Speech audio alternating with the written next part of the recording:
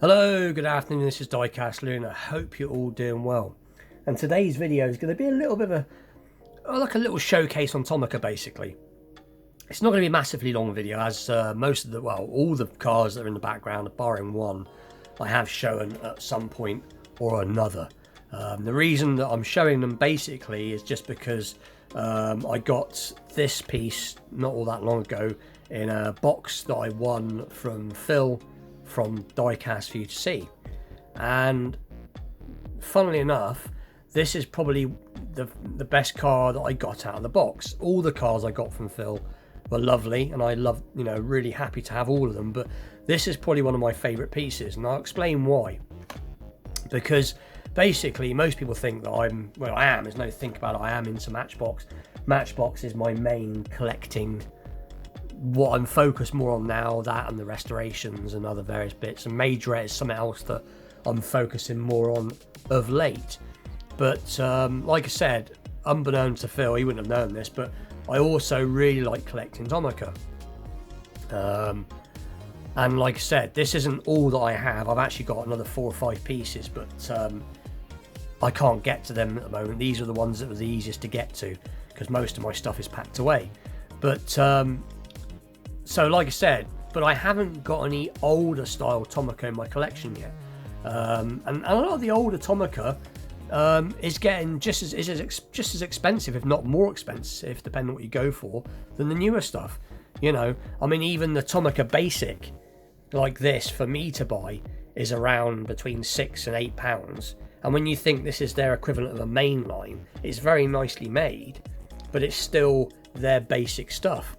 So a piece like this, these can cost, well, silly money really. I've seen, not this particular casting, but I've seen castings very much like this fetching over £100 because it's still blistered. Like I said, not this particular piece, but so it's my first, got the sunlight in my face, this is my first older piece of Tomica. So with that being said, I'll briefly fly through the stuff that I've already got in the background here. I'll quickly touch upon that, and then at the end of the video I am actually going to unbox this and have a little quick discussion on that. So anyway, with that being said, what I will do is, to stop my camera from being silly, I will just move some of these cars out of the way, because my camera does tend to concentrate on what's in the background rather than what's going on in front of it. So we just move the camera down. That's better. So this is the first piece that I got. Like I said, I haven't been collecting Tomica very long, so this is from the Tomica Premium range, and it is the Lamborghini Counter 25th anniversary piece. So this was the first one that I got, and like I said, I am mainly an American car collector, is my main thing, but I do like some of the older Italian cars, and these are from my era when I was a young boy. These are the sorts of, I had one of these on my wall, the poster of one of these, same as I had the Ferrari Testarossa on my wall in white. But so that is what it's about for me. It's just them iconic 80s supercars basically, but as you can see, it's just very nicely done, painted rear details, and you've got obviously some lens details on the front, and obviously an opening feature, if I can get it to open briefly. So, which you can't see it now, I don't know if I can get the camera to zoom in, but it has a very detailed little engine. Really the only difference between this engine in the premium and the limited vintage is the fact that it's unpainted, but it's a nice piece. And again, it's plastic base, plastic wheels, but it is a nice piece. And like I said, this one doesn't have suspension. Not all of them do, most of the majority of them do. But so that was the first piece that I sort of come across. And then I think, if I remember rightly, this was the next piece that I got. Again, sort of my era. So obviously it's the Ferrari F40, sorry. And this is in the blue rather than the red. Like I said, I'm not a massive, sort of high-end sports car person, but I do like these iconic Italian cars, and it's just a really cool piece, you know, very, very well done. Again, like you said, painted rear details. You see the Ferrari script and the wheels, and like I said, for a you know, a sort of middle of the range model, it's done well. As I said, it's lens lights. You can see the sort of red bucket seats. This one has suspension. And this is in 1/62 scale. I think the other one was 1/61 scale, I think. There's quite a strange sort of rivet and triangular screw combination going on there. And obviously it has some engine detail. And it has got quite a large gap, admittedly, but you can let it off because this isn't limited vintage. You know, there's a bit of controversy over the actual limited vintage version of this because the hinges sort of protrude into the roof, and it also has a fair gap, but not quite a bigger gap as this. But like I said, you can allow it because this isn't their top of the range, and I don't really care, because you got to go for what you like, and I like these models, so it doesn't faze me too much. So that was the second piece that I think I had in my collection, and then I came across, like I said, this is a Tomica basic, so this is the Hummer H2, and this is from their basic range. And I think a lot of the reason that I like these cars is because they remind me of Matchbox in their own way, you know, of old, so to speak.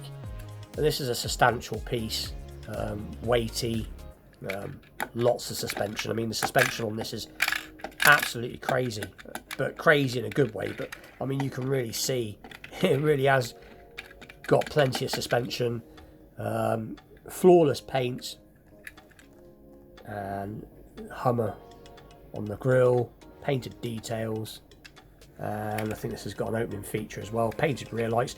And this would be, I mean, if I'd had this when I was a kid, this would have been a pleasure to play with, really, and it's a pleasure to collect. Not that I can open it, but there you go. But for far as someone to play with this, it is a robust piece. This would make, as it is, a toy, you know. But like I said, it is a nice collector's piece, and it is in, just looking if there's a scale. It says it's 1/67 scale. So, but like I said, you can obviously see that this is quite a large piece. But again, very, very nicely done, very cool. So that's the basic, one of the base from basic range. And then I think I came across this Ferrari Testarossa, which was the next piece I got, if I can get it open. They sometimes come in these strange little plastic boxes. I think this one I actually got direct from China, I think. Can't remember now. Bear with me a second. So a lot of them do come in them extra sort of outside protecto things, depending on where you've got it from. And again, this was an iconic piece for me as a kid. So this is the Ferrari Testarossa, and again, lots of suspension, and it is in 1/61 scale, this. And I think I did a comparison once on the TLV. I got the my favourite piece, I think, is the Ferrari 512 TR, which is in 1/64 scale. And I did a comparison, and you could see that they were quite a bit larger. This is quite a bit larger, so this isn't 1/64 scale, but it's still a cool car nonetheless. And obviously you've got these groovy little pop-up lights, which but what I like about it, like I said, they're just so well made. You know that light action is really smooth, it doesn't stick, goes up and down nicely. And again, like I said, these are, because that's what they primarily are, is a well-made toy, which is fun to collect. So I think that was the, and then I had a job lot bought for me, which my partner got me. So that's, which is this one here, which is the DeLorean from Back to the Future Part 3, which I've recently shown. So I won't show this one because I've actually recently shown this piece. But it is a cool piece, and again, weighty and has suspension, which is good. And then there's this piece, which, if I can get it out, is the Mercedes-Benz G-Class. I think some people call them a G-Wagon. It's tried to rip the box open if I can help it.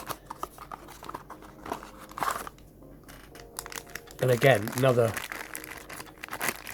very well made piece.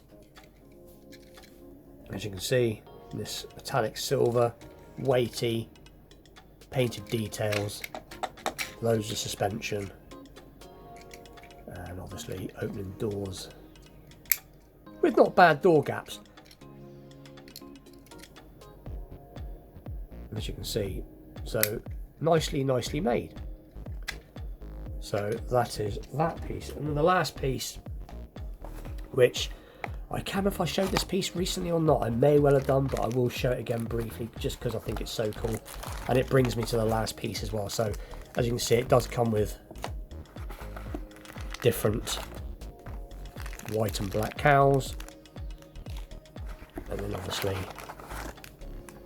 it is an Isuzu truck. Again, like I said, this is from the basic range. So it's not high-end, you know, premium sort of scale models, but they are very, very nicely made toys that are nice to collect. So as you can see, and obviously that top piece comes off, this piece folds down. But I'm not going to go mad because I'm sure I've shown this recently. But like I said, well, this I will show you what I want to show you on this in a minute. So anyway, so this is the piece in question, if I haven't bored you all to tears by the point.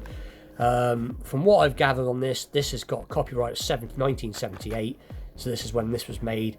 The casting was first made was about 78, and this actual particular piece is from 1983, so it's been blistered for a long time, and it's in really good condition, as you can see. And I know some people are going to be out there are going to be squirming because, like I said, I'm going to open it very gently. So as you can see, I've not damaged the box in any way. That was a really nice, yeah, it basically wants to open. As you can see, it's not even hardly touched the paintwork, to be honest. So that's not ruined. And there's the model in question. So it is the Maserati merak SS, and it is in lovely condition. Again, loads of suspension, metal body, metal base. You can see tomica, 78 copyright, 62 scale, Tomy, Maserati Merak SS, made in China, and I think it has an opening feature. If I can get it to open, it's stiff, and it has got a very basic little engine, but nonetheless, it is a cool piece. And like I said, this is my first older piece, and you know, like I said, I you know, some people like to keep it carded. I like to open my stuff, you know. I like to see it, I like to touch it, tactile, feel it, you know. Eventually this will go in a display case and, you know, not just be hidden away so you can appreciate it. I do keep the boxes if I can, so with it being an older piece, I will still keep the box. I'll put it in a protecto pack and put it to one side so that it's there, not for monetary reasons, just because, you know. And that's the greater thing with some of these older cars that have opening boxes, like the older Matchbox. When they're blistered, you know, in some ways they can do more damage if they're blistered for too long, because you get card rub and stuff. But it's out now, it can breathe. But as you can see, if you look at the wheels, this is a piece from about 83. If you look at the wheels on it, they haven't really changed much, because this is from recent 2018 on here, but it's an up-to-date piece and it still has the same wheel style, which is very cool. That has suspension as well. Is that suspension? No, it's not suspension. But anyway, so this video has gone on far long enough. So that is the Maserati Merak SS, and please like and subscribe and stay tuned for other restorations, wheel swaps and customs and unboxings in the future. Please check out Phil's channel, Diecast, for you to see, and with that I will see you all very soon. Thanks for watching.